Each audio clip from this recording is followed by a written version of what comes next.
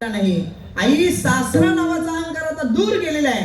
त्याला तिकडच कुठंतरी खपव, तिकडच त्याला मार, त्याला इथं काही आणू देऊ नको. कारण अहंकार ज्याला झाला तो वाया गेला असं म्हणतात. अहंकार झाला तो का म्हणे वाया गेला. आणि ज्याचा अहंकार गेला तुकोबारे म्हणतात अहंकार गेला, अहंकार गेला,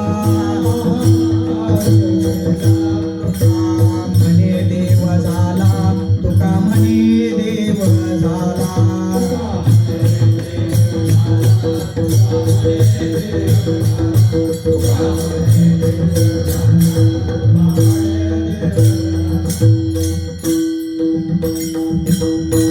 अहंकार गेला तुका म्हणे देव झाला.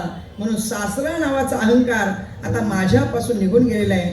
आई तू काय कर, सत्वर पावगे मला, भवानी आई रोडगा वाहीन तुला.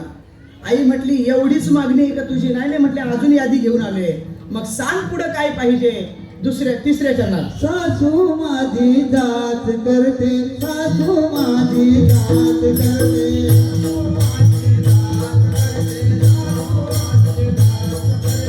सासू माझी जात करते, सासू माझी जात करते, लवकर निर्दय दिला, लवकर निर्दय दिला, लवकर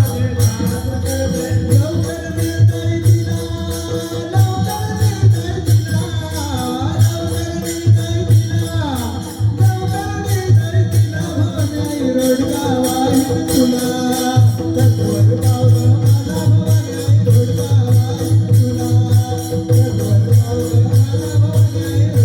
वाहीन तुला. काय म्हणते. सासू माझी जाच करते, लवकर निर्दळी तिला भवानी आई रोडगा वाहीन तुला. महिला मंडळ मी म्हणणार पांच्या पाठीमागे फक्त तुम्ही म्हणायचं बरं का. महिला मंडळने पुरुषांनी अजिबात म्हणायचं नाही. फक्त महिला मंडळ टाळी वाजवतील आणि तोंडाई म्हणतील. बरोबर का. म्हणणार ना. सासू माझी जाच करते, आवाज येत नाही इथं. सासू माझी जाच करते, लवकर निर्दळी तिला भवानी आई, लवकर निर्दळी तिला भवानी आई, रोडगा वाहीन तुला, रोडगा वाहीन तुला भवानी आई, रोडगा वाहीन तुला.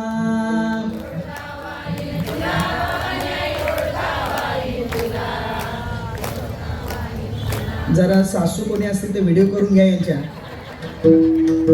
आणि काही झालं की मग दाखवायची. हा देवीकडे नमस्काराला गेली होती. विठ्ठला विठ्ठल.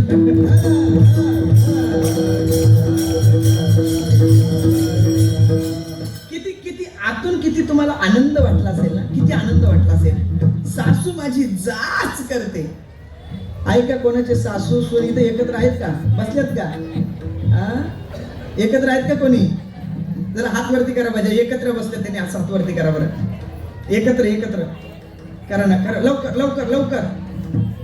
आहेत का एकत्र. आहेत का. जमत ना पण तुमचं. चहा देता का तुम्ही सासूला सकाळी. सासू माझी जाच करते, लवकर निर्दळी तिला भवानी आई रोडगा वाहीन तुला. पण आता ऐका. सासू शब्दाचा अर्थ काय आणि सुन शब्दाचा अर्थ काय. सासू शब्दाचा आपल्या ढोबळ मनाने आपण अर्थ असा करतो. नवऱ्याची आई तिला सासू म्हणतात. मग तिला सासूच का म्हणतात. ती सारख्या सूचना देते म्हणून तिला सासू म्हणतात. आणि सून त्या सासूची, तिला सून शब्द का आला असावा बरं. जी सारखी म्हणते सूचना नको तिला सून म्हणतात. सासू सूचना दिल्याशिवाय राहत नाही आणि सून सूचना नको म्हटल्याशिवाय राहत नाही. पण सासू शब्दाचा नेमका अर्थ इथं काय.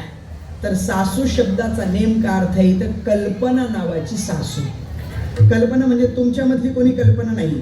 कल्पना शब्दाचा अर्थ होतो आहे ते दिसत नाही आणि नाही ते दिसल्याशिवाय राहत नाही. याला कल्पना म्हणतात. विठ्ठला विठ्ठला.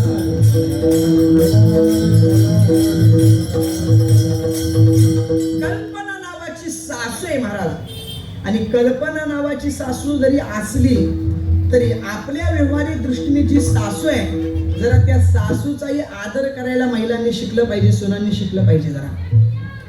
जरा शिकलं पाहिजे सुनांचा सासूचा आदर करायला. मी दोन्हीकडनं बोलू शकतो. ऐका, प्रत्येक आईची इच्छा असते, प्रत्येक आईची इच्छा काय, आपल्या मुलीच्या ताब्यात तिचे सासू सासरे असले पाहिजेत. ऐका इच्छा तुमची आहे, आपल्या मुलीच्या ताब्यात तिचे सासू सासरे असले पाहिजे अशी इच्छा आहे ना. मग जरा उलटाही विचार करा ना, आपण सुद्धा आपल्या सुनेच्या ताब्यात असलो पाहिजे. व्यवहार हा दोन्हीकडनं चालत असतो. टाळी कधी एका हाताची वाजतच नसते. मी सुनांनाही दोष देणार नाही आणि सासूलाही दोष देणार नाही, पण आपला संसार सुरळीत चालावा असं जर वाटत असेल तर जरा पुढचं एक वाक्य सांगतो. सुनेच्या चुगड्या शेजारणी जवळ सांगायच्या नसतात आणि शेजारणीलाही सासूच्या बद्दल काही सांगायचं नसतं. विठ्ठला विठ्ठला.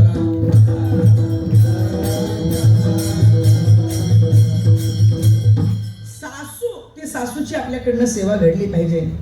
आणि बऱ्याच सासूंना बऱ्याच सुनांनी मारलं, बऱ्याच सुनांनी बऱ्याच सासवांनाही मारलं. महाराज फार अवघड आहे महाराज सध्या कलियुगामध्ये. मला असं म्हणायचंय, लग्नाच्या अगोदर एखादा मुलगा वेगळा निघाला आई बापापासून, असं तुम्ही एखादं तरी उदाहरण मला दाखवा. एक तरी उदाहरण दाखवा, एक तरी. आई वडिलापासून मुलगा वेगळा निघाला कधी लग्नाच्या अगोदर, असं एक तरी उदाहरण दाखवा. पण लग्नाच्या नंतर नेमकं असं काय घडतं देव जाणे, कोणती शक्ती त्याच्यावर प्रगट होते त्यालाच माहिती बाबा. अचानक आई बापापासून ताटातूट होते. याला नेमकं कारण काय असावं? याला कारण काय? याला एकमेव कारण 99% त्या मुलींची आई त्याला जबाबदार आहे. तुम्हाला काय म्हणायचं ते म्हणा. मुलीची आई फक्त त्याला जबाबदार, कारण ती सहज तिला सांगते, बघ 2-4 महिने बघ, काही नसेल जमत तर जावयाला इकडे येऊन ये, लगेच फ्लॅट देतो एखादा. विठ्ठला विठ्ठला.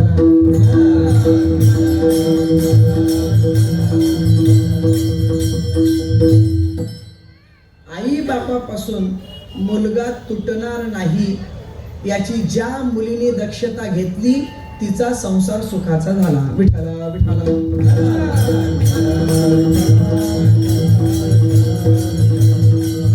आणि म्हणून सासू नाव सांगितलं, त्या सासू शब्दाचा अर्थ होतो कल्पना. कल्पना नावाची सासू आहे ती दिसल्याशिवाय राहत नाही, नाही ती दिसल्याशिवाय त्याला म्हणतात सासू. कल्पना नावाची. या उदाहरणाच्या साहाय्याने जर पटवूनच द्यायचं झालं तर मुंबईमध्ये एक जोडपं राहत होतं 10 बाय 10च्या खोलीमध्ये. आता 10 बाय 10च्या खोलीमध्ये राहणारे जोडपं मुंबईमध्ये राहणारे ऍडजस्टमेंट करायची त्यांना सवय असते. बरं, त्या 10 बाय 10च्या खोलीतच त्यांचं किचन, त्याच्यातच बाथरूम, त्याच्यातच फ्रीज, त्याच्यातच त्यांचा बेड. दोघे एक दिवशी जेवले आणि बेडवर झोपले आणि तो तिला म्हटला, का ग आपण 10 बाय 10च्या खोलीमध्ये राहतो, त्याच्यातच फ्रीज, त्याच्यातच बाथरूम, त्याच्यातच किचन, त्याच्यातच बेड, म्हणजे त्याच्या कशाला एवढी चिंता करताय, पुढे जाऊन आपण काहीतरी बघू ना. तो म्हटला, तसं नाही का, आपलं लग्न झालंय, आपण 10 बाय 10च्या खोलीमध्ये राहतो, याच्यातच फ्रीज, याच्यातच किचन, याच्यातच बाथरूम, याच्यातच आपला बेड. समजा आपल्याला एखादं पोरगं झालं तर ते कुठं झोपेल म्हटले. ती म्हटली, एवढी कशाला चिंता करताय, ज्या वेळेस होऊ तेव्हा बघू ना. तो म्हटला, नाही माणसाचं नियोजन असलं पाहिजे म्हटले. ती म्हटली, एवढी चिंता काही करू नका, बघा मी थोडं इकडे भिंतीकडे सरकते, तुम्ही थोडं तिकडे सरका. तो सरकला. म्हटले, हे काय मध्ये झाली ना जागा, इथे झोपेल म्हटले. तो म्हटला, का ग जर आपल्याला 2 मुलं झाले तर तो कुठे झोपतील. ती म्हटली, एवढी कशाला चिंता करताय, नियम सारखा, रूल सेम, मी थोडं इकडे सरकते, तुम्ही थोडं तिकडे सरका, हे काय मध्ये झाली जागा, इथे झोपेल म्हटले. तो जरा लहरी होता. तो म्हटला, दुसऱ्या वेळेस जर आपल्याला जुळे झाले मग ते कुठे झोपेल. ती म्हटली, काही चिंता करू नका, बघा मी एकदम भिंतीला खेटून झोपते, तुम्ही आता तिकडे सरका बरं. तो सरकायला गेला आणि बेडवरून खाली पडला. जसा बेडवरून खाली पडला, कमरेत मोडला, त्याचा हात मोडला, माझा दृष्टांत संपला. मला सांगायचं एवढंच आहे, खरं सांगा, त्याचा हात मोडला, कमरेत वाकला, असलेल्या पोरामुळं का नसलेल्या, बोलत चला. काय नसलेल्या, म्हणजे नसलेले एवढे उद्योग करतात, असलेले विठ्ठल. आहे